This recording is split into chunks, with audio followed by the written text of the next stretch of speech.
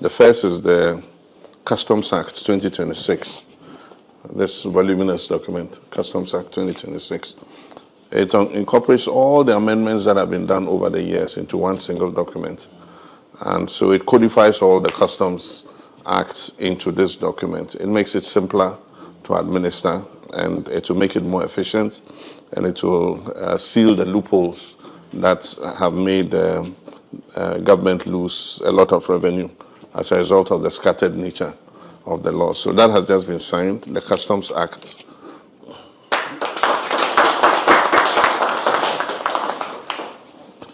Then we have the Community Service Act. This is an act to provide for non-custodial service sentences for misdemeanors and other such minor offenses. So instead of putting people in jail and government going to have to pay for looking after prisoners, a lot of prisoners, for stealing goods or for committing some very minor offenses, they can be sentenced to do community service for the period that they are convicted for. So there's the Community Services Act.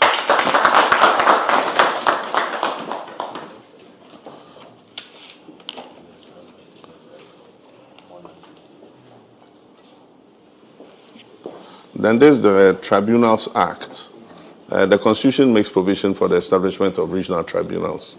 Parliament has passed it, and so this law gives effect to the Chief Justice to set up regional tribunals to deal with certain categories of offenses.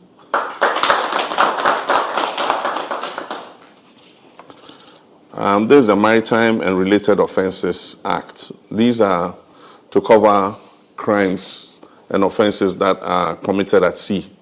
And it gives effect to the United Nations Convention on the Law of the Sea, which Ghana is a party to. And so this is the local domestic legislation to enforce that particular Maritime Offences Act. Then we have the Act for the National Defense University. As you are aware, we have set up a National Defense University, and this act gives effect to that university, accredits the courses, and makes it a legal and a statutory entity. So there's the National Defense University Act 2026.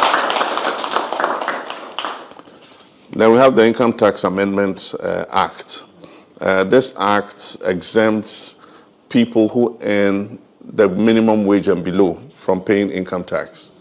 And so anybody who is on the minimum wage or below the minimum wage is exempt from income tax. Then there's the Energy Sectors Levy Amendment Act. It is to deal mainly with fuel oil for the factories and maritime vehicles that use fuel oil. Before they were exempt, and there was a lot of abuse. And so now they are required to pay the taxes and then present their evidence for reimbursement. And so it will plug a loophole that has existed for so many years. So there's the Energy Sectors Levies Amendment Act 2026. Then there's an interesting one. The Ghana Cocoa Board Act. I'm sure our cocoa farmers will be happy. It incorporates the reform of the cocoa sector, and it includes our promise that we're going to process at least 50% of our cocoa beans locally. And so this act incorporates that. Aside from that, the promise we made to farmers that they will earn 70% of the world market price of cocoa is also contained in this bill. So promise made, promise fulfilled.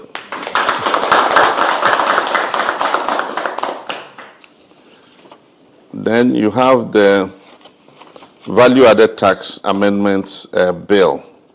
This bill is to provide for an adjustment in the value-added tax.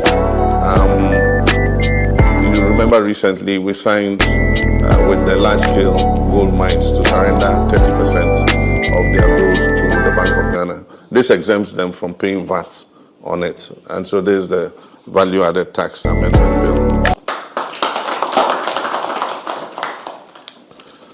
And then we have the Excise Act. So this incorporates all the former laws and amendments on excise into one law. And so it affects alcoholic drinks and other such, cigarettes and other such goods. And it blocks the loopholes for revenue leakage. And so alcohol that is imported into the country, cigarettes and all other such dutiable goods are affected by this act. It also importantly gives exemption from paying excise tax to local manufacturers of fruit juices. It is supposed to give them an incentive in their production. So if you produce fruit juices locally, this act exempts you from paying excise duty. And so that's it. The Excise Act 2026. So 10 bills signed today. And thank you very much.